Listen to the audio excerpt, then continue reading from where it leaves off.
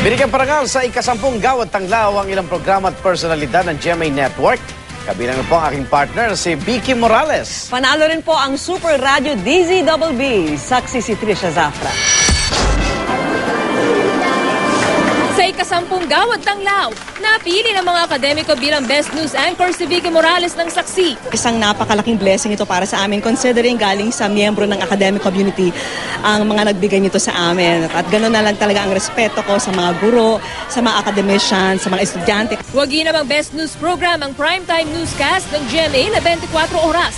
Itinanghal namang Best Investigative Program ang Investigador, habang ang gawad na Best Magazine Show napunta sa kapuso mo, Jessica Soho. Isang malaking karangalan yung natatanggap namin mula sa academe.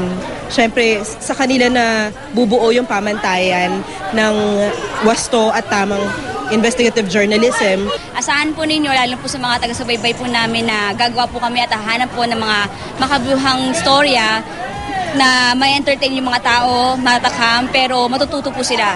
Pagdating sa entertainment, itinanghal na Best Gag Show ang Bubble Gang. Radio Station of the Year naman ang Super Radio DZBB ng GMA. Ang parangal na ito na nagmula sa Gawad Tanglaw ang magsisilbing lakas at inspirasyon ng mga bumubuo ng Super Radio DZBB. Isang taon daw matyagang sinuri ng akademikong mga bumubuo ng Gawad Tanglaw ang iba't ibang mga programa, personalidad at pelikula sa bansa hanggang mapili ang mga pinarangalan. Ang pinakauna nating pinipili ay yung siya ba'y karapat-dapat. Kapuri-puri at talagang ipagmamalaki mo bilang isang alagad ng kultura at sining. Sa responsibility nila ay maging ehemplo, makapagturo na maganda. Trisha Zafra ang inyong saksi.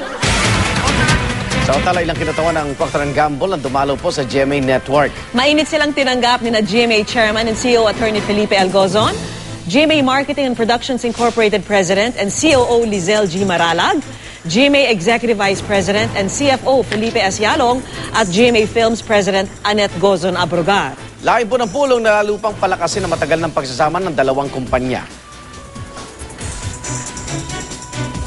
Our working relationship will continue for more years and we are really very grateful for the partnership. We want to be where people are, and it's great to see that our partners are also helping to innovate in that direction.